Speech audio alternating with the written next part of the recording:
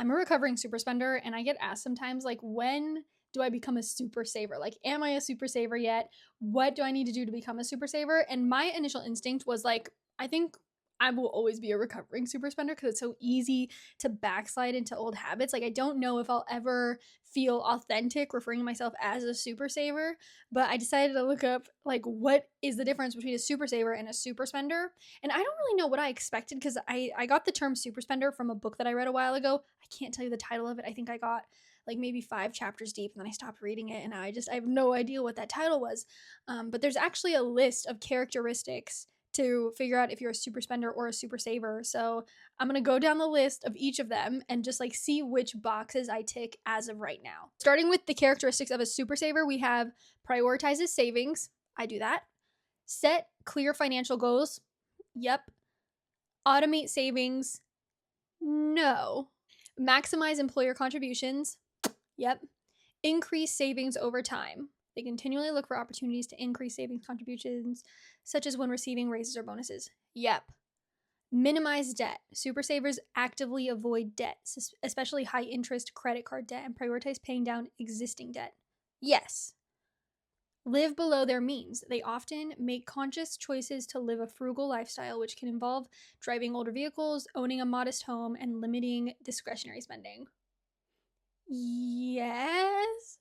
Yes. I feel like I do both. I'm not like Mrs. Frugal, but I definitely like I don't splurge on everything. That's a hard one. Invest for the long term. Super savers are comfortable investing for the long term and understand the power of compound interest. Yes.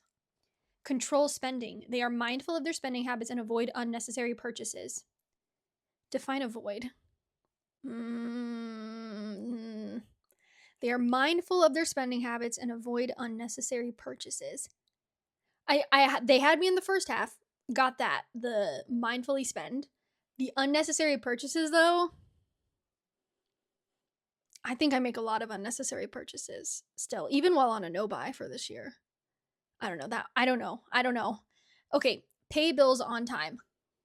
Yes. Seek out tax advantages.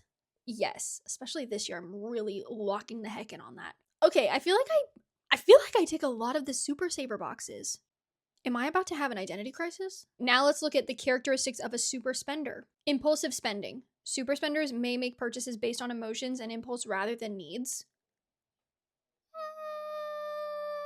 Difficulty with budgeting. They may find it challenging to stick to a budget or track their expenses. Used to have this problem. I don't have that problem anymore. Accumulating debt. Overspending can lead to accumulating debt, especially credit card debt. No. Seeking instant gratification. Super spenders may prioritize immediate gratification and short-term pleasures over long-term financial goals. Not so much anymore. I used to do that one heavy, but I feel like I've really started managing that in just like a really good way for the past couple of years. Ever since I started doing reward-based budgeting, I'm way better now. Susceptibility to trends. They might be influenced by trends and social media, leading to spending on non-essential items. Sometimes I feel the urge for trends, but I feel like I'm really good about following my budget. So like, yes, no. I would say like maybe 15% influenced by trends. Maybe less concerned with financial planning. So super spenders might not prioritize financial planning or saving for the future. Again, I used to do this, like hated the idea of saving for retirement, but I'm totally different now. May overspend on luxuries. They might prioritize spending on luxury items and experiences over saving and investing. I think I do really love experiences, but I don't do it to the detriment of savings or financial goals. Like I've always got the financial goals in visibility with the thing that I want to do, if that makes sense. Okay, now they have a category called finding a balance. It's important to note that neither extreme, being a super saver or a super spender, is necessarily ideal. Super savers who are overly frugal may miss out on experiences and opportunities to enjoy their money in the present, while super spenders who overspend can jeopardize their financial future and accumulate debt.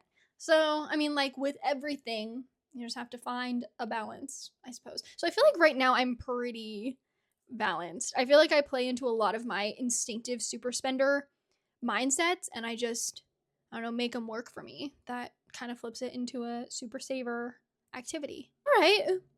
Okay, I think I'm closer to being a super saver than I thought.